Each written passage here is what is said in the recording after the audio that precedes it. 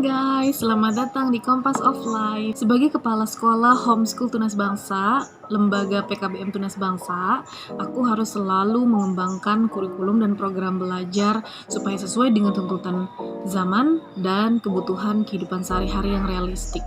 Dengan bimbingan dari Kepala Yayasan Bangun Hidup Sejahtera, aku dan tim tenaga pendidik di Homeschool Tunas Bangsa berhasil membuat dan menyusun sebuah buku jurnal tahunan yang kita namakan Kompas of Life atau Kompas Kehidupanku. Jadi buku ini akan kami jadikan kurikulum yang membingkai program belajar yang ada di sekolah. Di dalam Kompas of Life ini, program-program belajarnya kami integrasikan dengan 12 aspek kehidupan. Ada aspek kesehatan, aspek intelektual,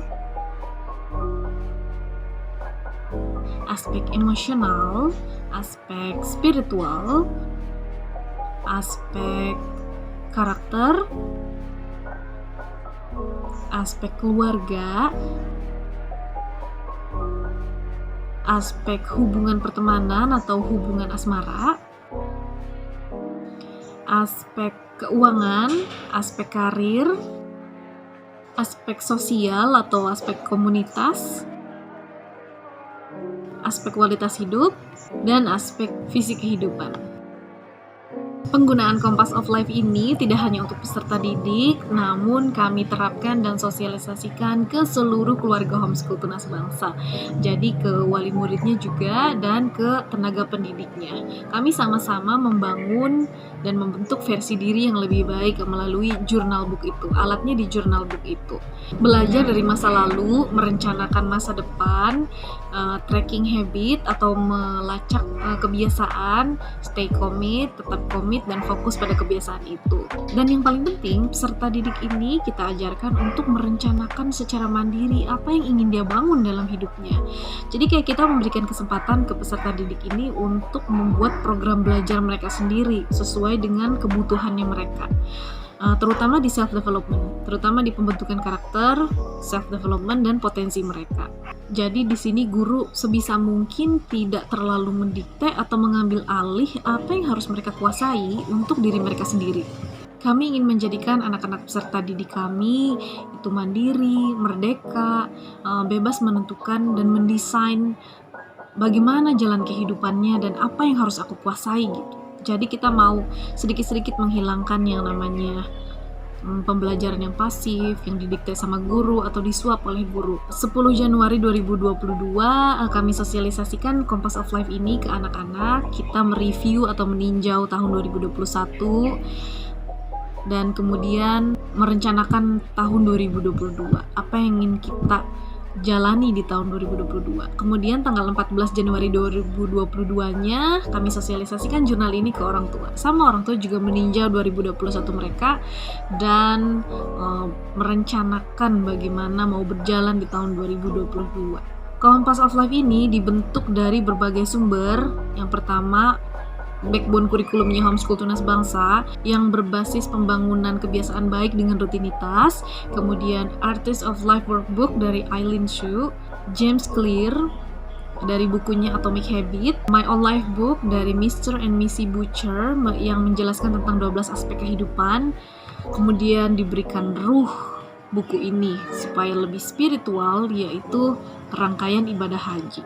Bahwa rangkaian ibadah haji ini ternyata sesuai dengan rangkaian kehidupan, dimulai dari wukuf atau berdiam diri sejenak, berpikir, kemudian ke Musdalifah atau ketika kita sudah menyadari ilmu yang sudah kita pelajari saat kita berwukuf, kemudian membuat kita sampai pada tahap kesadaran. Kita pilih mana yang mau kita implementasikan dalam kehidupan kita, lalu kita ke Mina. Di Mina ini adalah membuang kebiasaan yang buruk dan menggantinya dengan kebiasaan yang baik. Lalu kita tawaf atau melakukan atau mengelilingi. Nah, saat tawaf itu adalah saat kita mengerjakan ilmu yang sudah kita pelajari. Fokus dan komit di situ. Kemudian syai, di situ kita melihat contoh yang tidak baik, di mana hal itu tidak boleh kita lakukan karena nanti akan membawa hal-hal yang gak enak dalam kehidupan kita. Buku Compass of Life ini masih tahap editing layout dan rencananya mau di-printing untuk seluruh peserta didik, orang tua murid, dan tenaga pendidik homeschool Tunas Bangsa. Sambil menunggu proses itu, tentu saja sosialisasinya tidak kami tunda. Kami langsung sosialisasikan dengan alat-alat yang ada. Jadi ayo ikut aku buat nge-review atau meninjau tahun 2021 dan merencanakan tahun 2022. 2021 adalah tahun tentang titik-titik. Ceritakan bagaimana 2021 menjadikan diriku yang sekarang ini.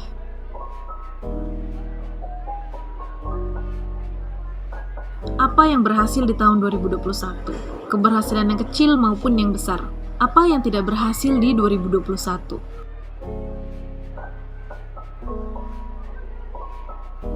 Apa yang menjadi pelajaran di tahun 2021? Bagaimana kehidupanku berkembang di tahun 2021? Siapa yang membuat kehidupanku berbeda di tahun 2021?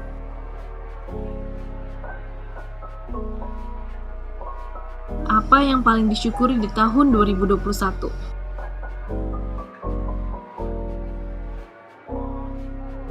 Tema tahun 2022-ku. Apa yang bisa aku lakukan untuk mewujudkan temaku di 2022?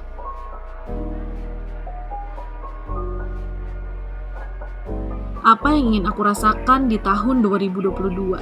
Apa yang ingin aku undang atau hadirkan ke dalam kehidupanku di tahun 2022? Apa yang akan saya lepaskan di tahun 2022?